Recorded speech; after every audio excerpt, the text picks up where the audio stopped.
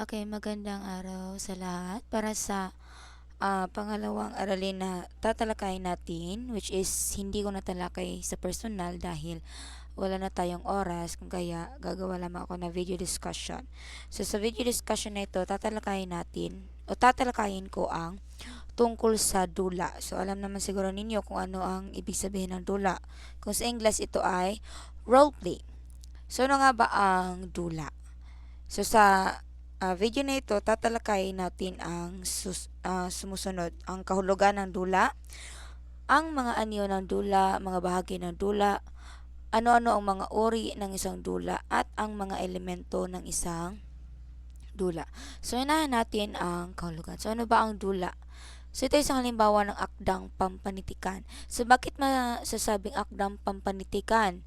'Di ba, kung naalala niyo pa sa una nating talakayan, kapag sinabi nating panitikan, ito ay isang sulatin. Akda, sulatin. So, may tuturing nito ay isang halimbawa ng akdang pampanitikan dahil ito ay isang sulatin na kung saan isinasabuhay ng mga ah, tauhan or mga karakter. Kung kaya may tuturing pa rin ang dula na isang akdang pampanitikan. So, ang dula, layunin nitong magtanghal sa pamamagitan ng pananalita, kilos at galaw ng kaisipan. Bakit may tuturing o bakit isa sa layunin ang galaw ng kaisipan?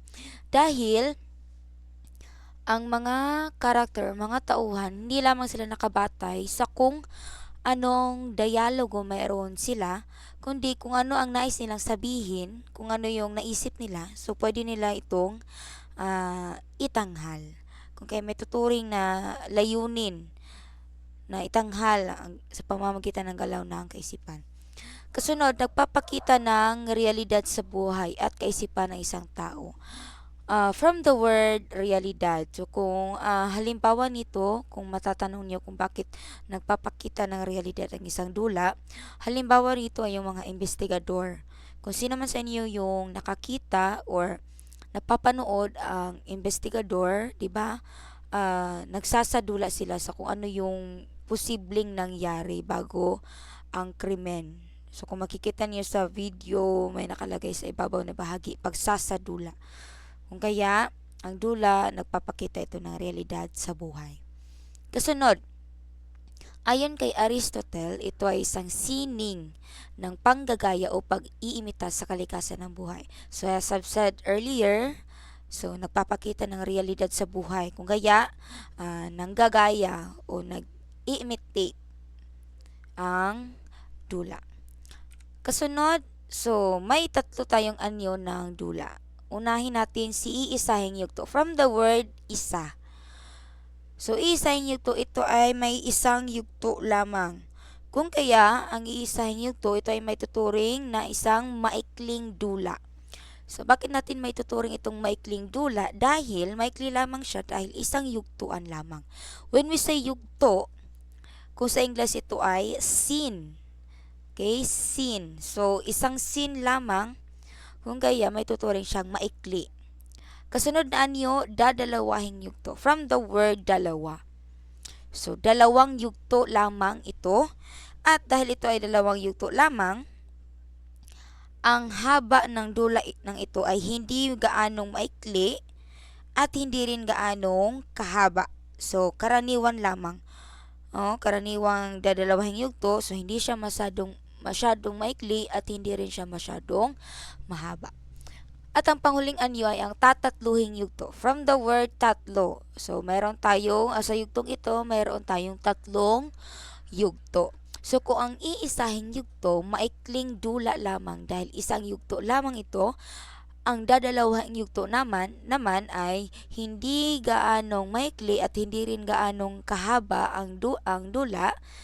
Sa tatatluhing yugto, ito ay may tuturing na mahabang dula dahil mayroon tayo ritong tatlong yugto. So, yan yung tatlong anyo ng dula. So, hindi naman siguro mahirap intindihin ang tatlong anyo ng yugto dahil na naman mo'y clue. So, isahin, dadalawahin, at tatatluhin. Ngayon naman dumako tayo sa mga bahagi ng yugto. So, mayroon tayong tatlong bahagi ng yugto. Tatlong bahagi ng dula, I mean. So, una, yugto. So, ano ba itong yugto? Ito yung, ang bahaging ito, nahahati ang isang dula. So, when we say nahahati ang isang dula, just like what I've said earlier, kung sa English ito ay scene.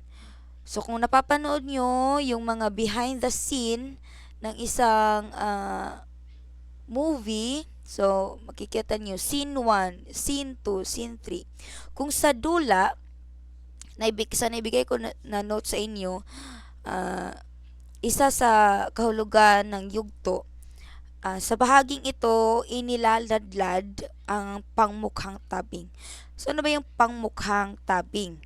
So, ang pangmukhang tabing, ito yung, kung sa literal na kahulugan, ito ay isang kortina. Kung napapansin ninyo, ang isang entablado, ang theater stage, kung napapansin ninyo, may malaking kortina sa isang stage. So, ang kortinang iyan, yan ang sinasabi nating pangmukhang tabing. So, kapag inilaladlad, when we say inilaladlad, ihagbong or i-down. So, kapag inilaladlad ang pangmukhang tabing, yun ay hudyat na para sa susunod na yugto or para sa susunod na scene.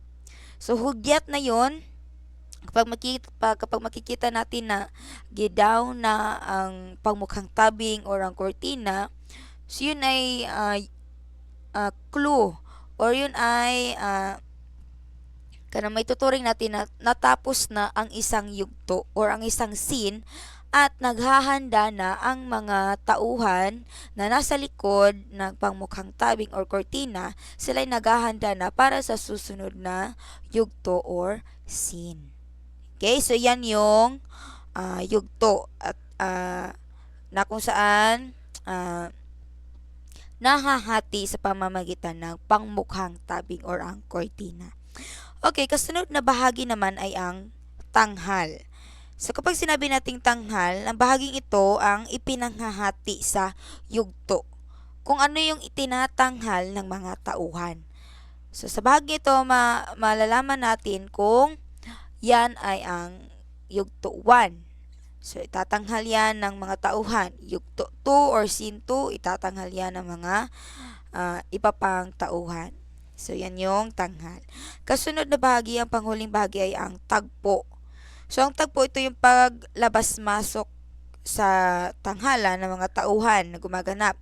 So, makikita natin rito, kasi kagaya ng sinabi ko kanina, ang hudyat na kapag tapos na ang isang yugto, inilaladlad ang pangmukhang tabing o kortina at dyan din natin makikita ang tagpo. So, dyan natin makikita ang paglabas-pasok ng mga tauhan. So, for example, sa unang yugto or sa unang scene, natapos na yung ibang tauhan. Pagkatapos ng kanilang yugto or kanilang scene, ilaladlad ang pangmukhang tabing or ang kortina para magbigay para naman sa iba pang tauhan para sa kasunod na yugto. Okay, so yan yung tatlong bahagi ng dula. Ngayon naman dumako tayo sa iba't ibang uri ng dula. So meron tayong 6 na iba't ibang uri ng dula. Unahin natin si trahedya. Kung sa English ito ay tragedy. So kapag sinabi nating tragedy, grabe. Okay, so grabe. So mahigpit ang tunggalian. So grabe. Grabe ang scene nga makita nato diri, grabe ang aktingan nga atong makita kapag sinasabi nating trahedya. Kung ang uri ng dula ay isang trahedya, so expected na nga grabe ang pagsasadula, grabe ang aktingan ng mga aktor o ng mga tauhan. Okay. Kasunod na uri ay ang komedya. Comedy, kung sa Ingles. So, kapag sinabi natin comedy, so, ang lahat ng mga pangyayari sa dula, puro mga katatawanan or puro mga masasaya. So, nagtatapos ito ng masaya. So, happy ending. So, yan yung komedya. Kasunod ay ang melodrama. mula sa dalawang salita na melody at ang drama. So sa uri na ito, may happy ending. Ngunit malulungkot ang sangkap. When we say malulungkot ang sangkap, sa buong pangyayari ng isang dula, sa buong pagsasadula, makikita natin na may malungkot na mga pangyayari. Hindi sa lahat, hindi sa first scene hanggang sa last scene malungkot. Pero may ilan-ilan yugto or scene na kakikitaan natin ng malulungkot na pangyayari o malulungkot na pagsasadula. Pero in the end, happy ending pa rin. So, kahit na may malungkot na pangyayari sa iba't ibang yugto, happy ending pa rin ang melodrama. Okay, kasunod na uri ay ang parsa. So, kapag sinabi natin parsa, layunin nitong magpatawa. So, ano bang pinagkaibahan ng komedya at ang parsa? So, sa komedya, puro kasiyahan lamang. Okay? So, puro kasiyahan lamang at nagtatapos ito ng kasiyasiya. Sa parsa, layunin. Okay, so may layunin ang parsa. Sa komedya, wala siyang layunin. Sa parsa, may layuning magpatawa. Sa anong paraan? Sa pamamagitan ng kawili-wiling pangyayari at pananalitang katawa-tawa. So, yan yung pinagkaibahan ng komedya at ng parsa. Komedya, puro katatawanan, puro kasiyahan. Sa parsa, may layuning magpatawa. Okay, so yun yung pinagkaibahan. Kasunod na uri ang sainete. So, kapag sinabi nating sainete, ano ang kadalasang paksa ng dulang sainete? Sa kadalasang paksa nila ang karaniwang kaugalian ng mga tao. So, pinapakita nila kung anong sa kanilang pagsasadula, ipinapakita nila ang kadalasang o karaniwang kaugalian meron ang mga tao. So, yan yung kanilang isinasadula. So, kapag makikita natin ang mga isinasadula ng mga tauhan, ng mga karakter, ng mga aktor, ay karaniwang mga kaugalian, so may tuturing natin ng uri ng dulang iyan ay isang sainete. Okay? Kasunod, panghuling uri ay ang tragikomedya or tragikomedya. From the word, mula sa dalawang salita na tragedy at komedya. Tragedy at comedy. So, kapag sinabi natin tragikomedya, ito ay magkahalong katatawanan at kasawian. At ito ay nagtatapos ng malungkot. Okay, so kahit na magkahalong katatawanan at kasawian, nagtatapos ito ng malungkot. Ito ay iba sa komedya. So, di ba, ang komedya happy ending. Pero ang tragikomedya o tragikomedya, sad ending dahil ito ay pinaghalong katatawanan at kasawian. Okay. So, yan yung 6 na uri ng mga anang isang dula. Ngayon naman, dumako tayo sa mga elemento. So, kapag sinabi nating elemento, hindi ito pwedeng mawala. So, dili pwede wa si script, di pwede wa si tanghalan, di pwede wala si manunood. So, kailangan na riyan ang 5 elemento ng isang dula. So, pinakauna nating elemento sa isang dula ay ang script. At ang script ay may tuturing na kaluluwa ng isang dula. So, bakit natin may tuturing na kaluluwa ng isang dula ang script? For example, ihalimbawa natin ang isang tao. Mabubuhay ba ang isang tao kung walang kaluluwa? So, di ba hindi? Katulad lamang yan ng isang script. Mayroon bang dula or mayroon bang pagsasadula kung walang script? So, di ba? Hindi rin.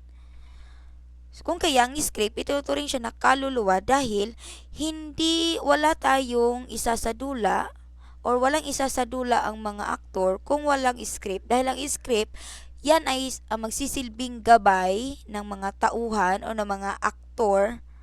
So, yan yung magsisilbing gabay. So, dyan natin makikita kung ano yung mga pwedeng mangyari, ano ang gagawin, ano yung dialogo na sasabihin ng mga aktor.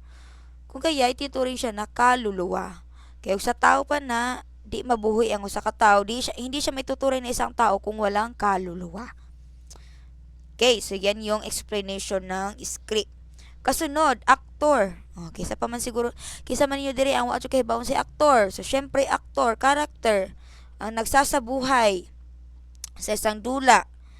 Sila yung nagbibigkas ng dialogo at sila yung nagpapakita ng saloobin o damdamin ng isang dula. So, aktor or tauhan. So, hindi pwedeng mawawala si aktor sa isang dula dahil sino ang magsasadula kung wala si aktor. Kaya, isa ito sa mga elemento ng dula na hindi pwedeng mawala. Kasunod ay ang tanghalan. Ito yung lugar na pinagtatanghalan. Asa man nimo i-acting ang imuhang dula kung walang tanghalan. Okay, so kadalasang halimbawa ng tanghalan ay ang stage. O di kaya sa classroom. Just like role play. So, di ba kapag role play, saan nyo ito isasadula? Sa inyong classroom. Okay, tanghalan. So, hindi pwede mawawala si tanghalan. Kasunod, si taga-direhe. Unsa man ni taga-direhe? Ano ba itong taga-direhe? Ito yung director. Kung sa English pa, ito yung director. So, si taga-direhe, itinuturing siya na nagpapakahulugan ng isang dula. Kaya ano ba itong nagpapakahulugan ng isang dula? When we say nagpapakahulugan, siya yung nagbigay kahulugan sa isang dula. For example, kinsa man ang tig-direct. So, si director siya yung nagdidirekta sa mga aktor kung ano ang kanilang gagawin. So, si taga-direhe or si director, hindi sila or di sila magsalig sa kung ano ang nakasulat sa isang script. So, it's up to them or it's up to him or her kung magpuno ba na sila o unsa ilahang gustong buhaton or kuan ba na nila ng script. So, sila ang nagbibigay kahulugan. So, the director, they gave meaning to the script for the actor to act. Okay, so yan yung explanation ng nagpapakahulugan ng script. So, ang director ang nagbibigay kahulugan sa isang script. Okay, kasunod, panghuling elemento ay ang manunood. So, ang manunood, hindi yan mawawala sa isang dula. Kaya kaysa may mo tanaw nimo, lain hapon og sige ra kag acting sa tubangan nga way mo tan-aw nimo, di ba mura kag buang. Mura mo og tala kung walang manonood. Okay. So ang limang elementong iyan ay hindi pwedeng mawawala sa isang dula. Dili pwedeng awa si script dahil walang pagsasadula kung walang script. Hindi pwede mawawala si aktor dahil sino ang magsasadula kung wala si aktor. Hindi pwede mawawala si tanghalan dahil saan mo itatanggal ang iyong pagsasadula kung walang tanghalan. Hindi rin pwede mawawala si taga-direhe or si director dahil sino ang magbibigay pakahulugan sa iyong script. Sino ang magdadirect sa iyo kung ano ang gagawin, sino ang magdadirect sa mga aktor kung ano ang gagawin kung wala si taga-direhe or si director.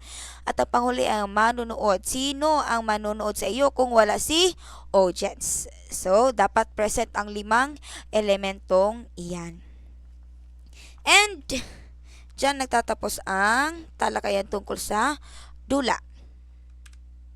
Okay. So, daghang salamat. Good luck sa inyong exam. Okay, para sa inyong exam, okay, chat ko lamang kung ano yung mga coverage at type of test. So, dyan lamang nagtatapos ang tungkol sa talakayan natin sa dula para sa inyong summative exam. So, good luck and God bless para sa inyong summative exam bukas.